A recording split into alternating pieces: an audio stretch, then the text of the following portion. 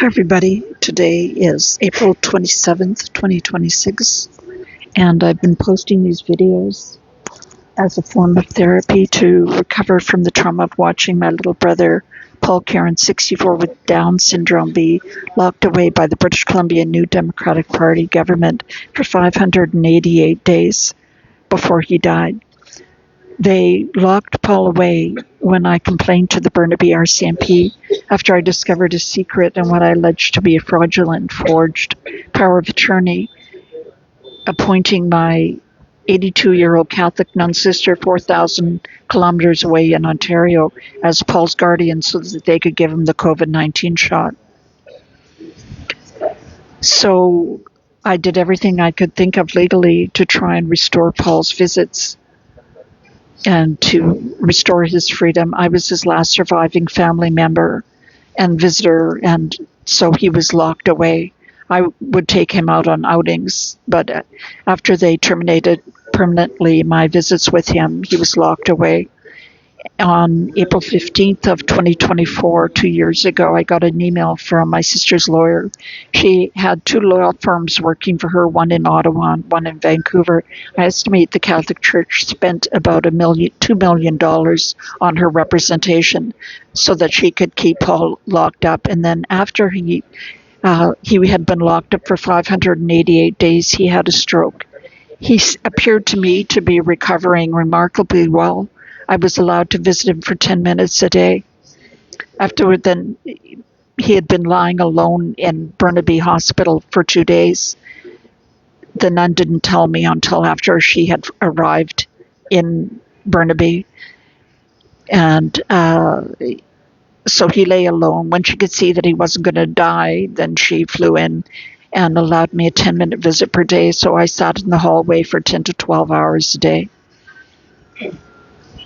He seemed to be recovering remarkably well. When I saw him after 588 days and I said my name, he squeezed my hand so tightly he wouldn't let it go. I thought he was going to crush it. And he grabbed a book, sat up, grabbed a book from my hand, turned the pages perfectly, looked at the pictures perfectly. He was hooked up to an IV and he had an oxygen mask, a ventilator. After he'd been there for 10 days, I got a phone call while I was there from the Burnaby RCMP saying they had been ordered by their Ottawa Oversight Agency to reopen the investigation into what I alleged to be a fraudulent and forged power of attorney. So I went to court and asked the judge who had conduct of the case to suspend the nun's guardianship of Paul pending the RCMP investigation. But we didn't get on. But within 2 hours of the nun finding out that I had been contacted by the RCMP police, Paul was dead. I believe that she instructed his treating physician at Burnaby Hospital, Dr. Michael Baker, to remove Paul's ventilator. Well, because I could see that it had been removed, and to sedate him to death. So all his medical supports had been removed. So when I saw him right after I returned from court, asking the judge to remove her as his guardian, he appeared to me to be dead. And when I walked into the room, she wouldn't look me in the eye. She wouldn't let me near his head, and she wouldn't look me in the eye. She just said, through gritted teeth, "Say goodbye to Paul. He's dying." He appeared to me at that point to be dead. His ventilator had been removed, as I said, and he was perfectly still. His eyes were wide open and unfocused. She told me that he died the next day. After Paul died, then the nun and her lawyers came after me to take away all of my rights. So they had taken away all of Paul's freedom and his rights. And when he was gone, then they focused on me and had a 4-day hearing to have me designated permanently a vexatious litigant. So that takes away all of my rights, the normal access that you and all Canadians have to the courts to defend yourself and to prosecute cases against others is taken away. So what I noticed after Paul had died is I became aware of this. What I think they did to Paul was medical assistance in dying. which in Canada, the law is now that a capable, competent adult can agree to being killed, to being executed extrajudicially with no judicial oversight or legal involvement by a regular doctor or nurse. All it takes is a signature of any doctor or nurse on a piece of paper. They don't need to know the person. They don't need to have any knowledge of the condition the person is suffering from. The person doesn't need to be dying or have a reasonable prospect of death.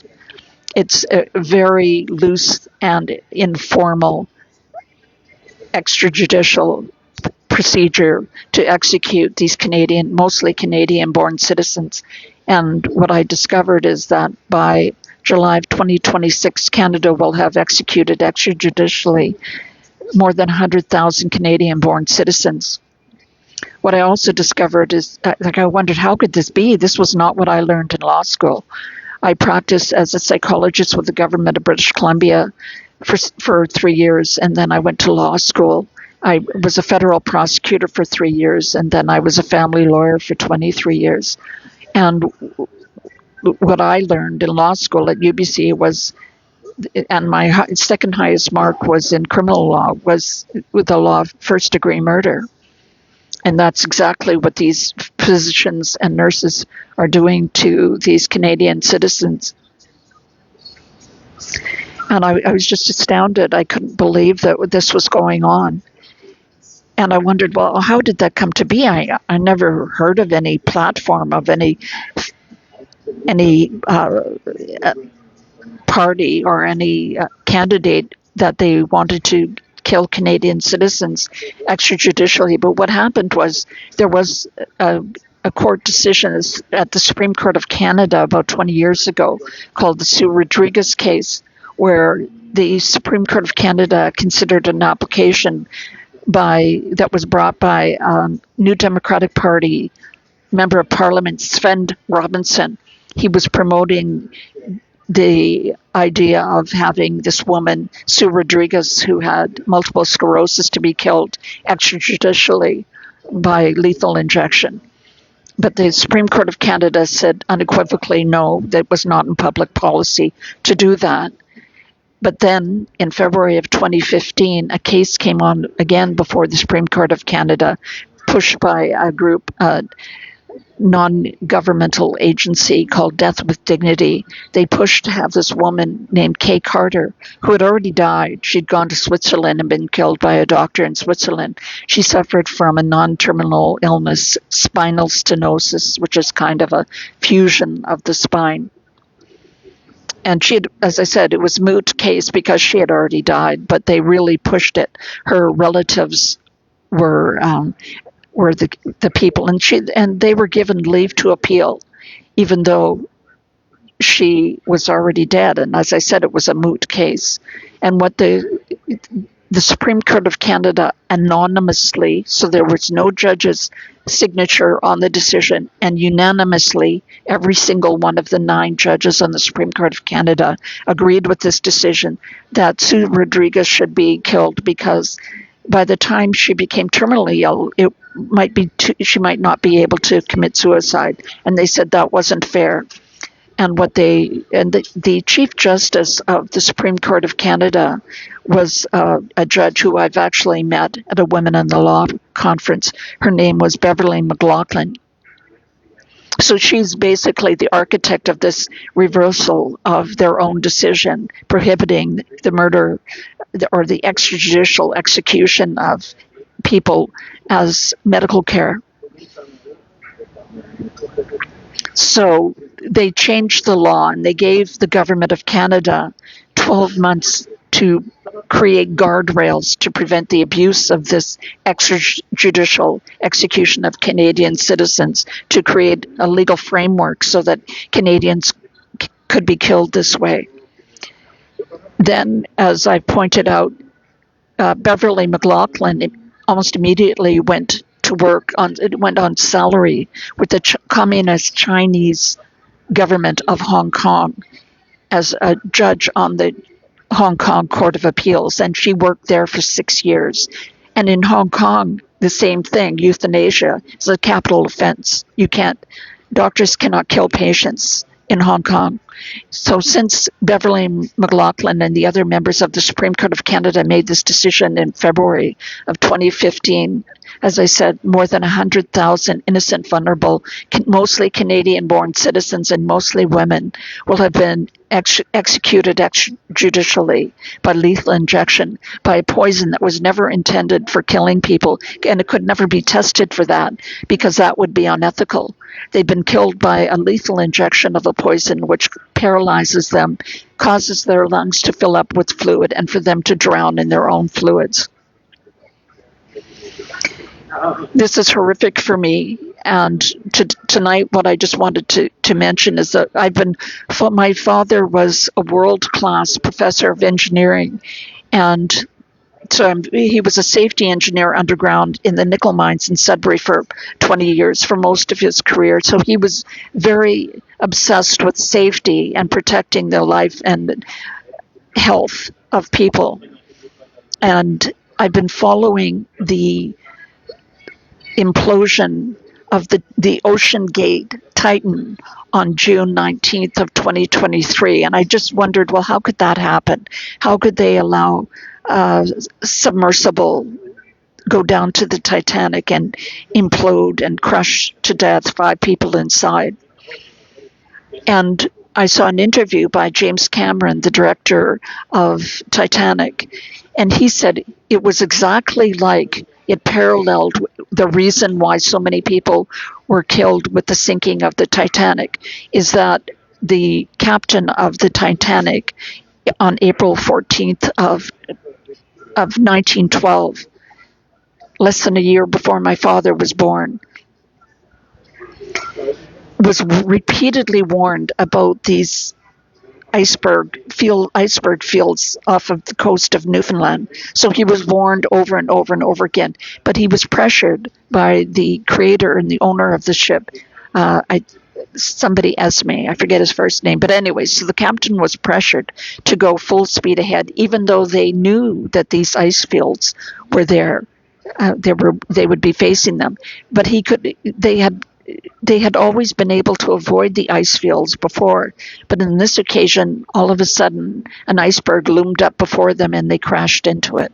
And I believe 1,500 people, mostly poor Irish immigrants, went down with the Titanic. And James Cameron said that the Oceangate Titan, the implosion of the Oceangate Titan on June 19th of 2023 was an exact parallel of the bad planning and thinking of the Titanic, in that the Oceangate company was repeatedly warned that this composition of the Titan was not suitable for going in deep sea as a submersible, that it would be crushed ultimately, that over time it was a porous material, and over time it would be crushed, that they could make it down. I think they did make it down to the Titanic 7 times, and on the 8th time they imploded and 5 people lost their lives. And he said it was exactly the same thing, that they were warned over and over and over again. And history repeated itself. It was only 450 meters from where the Titan sank to only 450 meters from the actual Titanic, where the Titanic was at the bottom of the North Atlantic. And this is what I see a parallel with this killing of extrajudicial execution of Canadian citizens. When I was a little girl, I had the weirdest hobby, which was I researched the Holocaust. I was very, very interested in the Holocaust, and when I was 8 years old, a Life magazine, which was like a photographic magazine, came out about the Holocaust extermination camp Treblinka, and my mother caught it, and she wouldn't let me have it, and she wouldn't let me read it, but I got a hold of it, and I would read it with a flashlight under the covers at night, and I could see what had happened in the Holocaust. And what Hitler did was he started off in 1933. As soon as he was elected chancellor, he said, "Make me chancellor and you won't recognize Germany in 5 years." And boy, was he right. And the first thing that he did was he started exterminating the elderly, ill, and disabled people of Germany by gassing them, the same way that he ultimately gassed Jewish people, gypsies, and prisoners of war, Polish people, anybody that basically he went on a serial killer on steroids. And he started off by killing 350,000 elderly, ill, and disabled people. He cleared out all the sanatoriums and all the hospitals. He called these people useless mouths. And, it seems to make all the people thought at the time, oh, this is the modern way, this is the new way, this is how things should be done, even though Homo sapiens, the species Homo sapiens and the species Neanderthal never killed their elderly, ill, and disabled members of their community, even after they could not contribute materially to the community. They just never did it. And it wasn't until Hitler came along where he had this great idea of killing all the elderly, ill, and disabled people and not relieving society from that burden. And people didn't realize that these people, they like to kill people. And in the end, when Hitler had the choice of using his armies to try and save Germany and win World War II, or accelerate his killing project, he focused on his extermination of people. And ultimately, and this is within, my uncle fought his way, he landed on the beaches of Normandy and fought his way across Germany. And ultimately, he won the military cross for his bravery saving a couple of platoons in the forest of Germany, in the Ballburger Wald of Germany. And I knew my uncle, and I interviewed him and asked him questions about, his experience as a soldier, as a decorated soldier in World War II. So this is in my living memory of this happening, and it's happening all over again in Canada. And people are thinking, the main thing is people say everyone should have the right to be killed. And they just don't think about all of the unintended consequences that have kept. Neanderthals, if it was medical care, if killing people was medical care, the Neanderthals had that medical care, but they didn't do it either. And there's skulls that show healing of people that would have had catastrophic injuries. So we're doing the same thing all over again. I'm seeing the parallel of Canada. There's only 4 countries out of 195 countries in the world that kill extrajudicially as medical care their ill, elderly, and disabled citizens. And that's Canada, Spain, Holland, and Switzerland. So of 8 billion people in the world, and we're by far the worst. Mark Carney used your taxpayer money to execute extrajudicially 45 people today. 45 people today. And as I said, 100,000 by July.